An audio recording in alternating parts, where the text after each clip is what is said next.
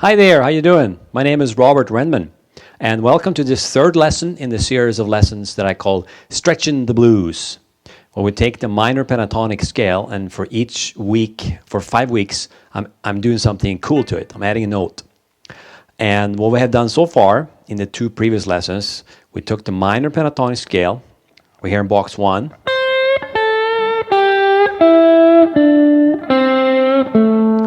We added the major third, so in between the minor third and the fourth. That note. So we have 5, and then we added the major 6, this note. So if we now have 7 notes to work with. So we have, and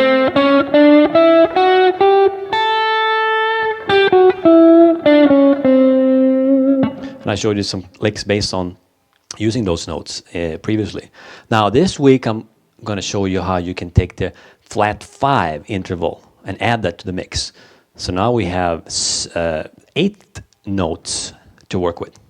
So the flat 5 is in between the 5th and the 4th. So between 5th and this is the 4th, we have flat 5. It's often called the blues note because it often bend up to that note. You can also call it sharp 4 if you want. It really doesn't matter. Flat 5, taking the 5 and lowering it a half step, or taking the 4th and raising it, it ends up being the same note. So you can view that as you like. But now, the cool thing with adding this note to the mix here is that we have now taken the minor third and we have added the major third. We have the 4th. We have the flat 5 or sharp 4 and the 5, which we can play here as well. So that means we have a chromatic move, which I think is really cool.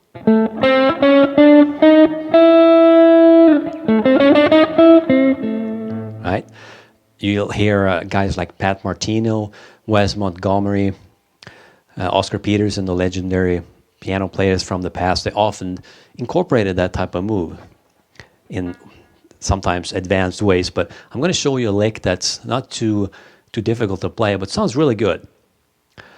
And but before I do that, I want to just kind of improvise a little bit using these 8 notes. You can hear sort of what it sounds like if we try to create lines by using all of these notes. So I have the backing track here in the key of A.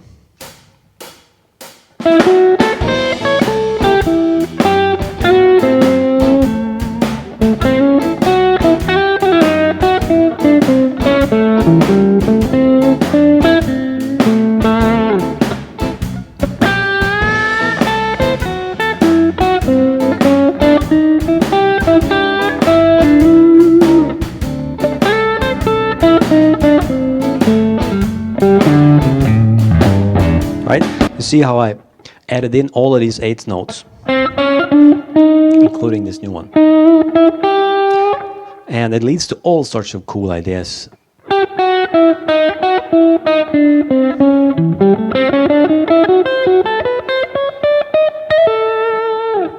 So the lick I'm going to show you today, it sounds like this. I'll play it slowly.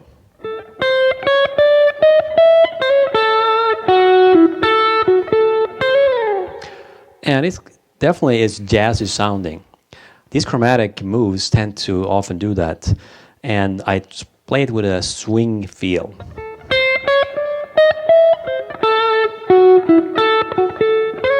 To further enhance that jazz feel. So now we have 3 licks that we can play together from the previous 2 lessons and this lesson. So if I play them together, all 3, it will sound like this.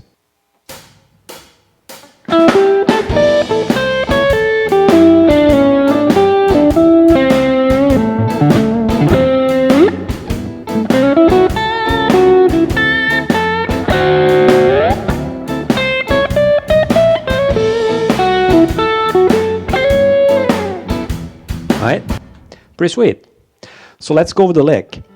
I'm starting on the root note A, here on the 10th fret on the B string. And then I'm switching to the E string, and now I'm going from the 8th fret up to the 12th fret chromatically.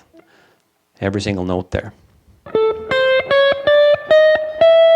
But since there's 5 notes in a row, and I have 4 fingers that I can use anyway without counting my thumb, I'm using the last note with my pinky, sliding it over. Then I'm going back to a quick hammer-on from the 8th fret to the 9th fret, so the minor third up to the major third. And then back to root note again where we started. And now I'm going down to that major 6 that we learned last week, and I'll play.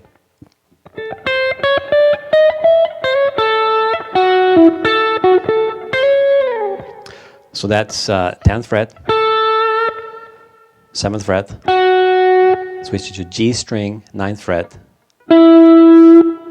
back up to the 10th fret, 7th fret, 10th fret again, B string, and ending it with a quick little hammer-on from the minor third, 8th fret, E string, to the major third on the 9th fret on the E string. I think it sounds best when you do a little hammer-on like that. Now you can just end it on the minor third if you like, or even do a bend.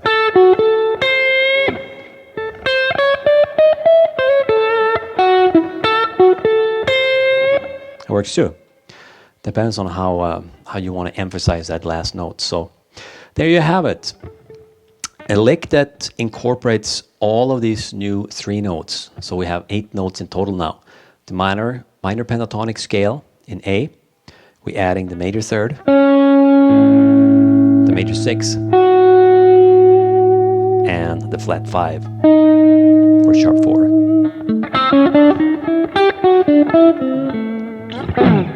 Hope you liked that lesson. Check back next week for another installment in this series, Stretching the Blues.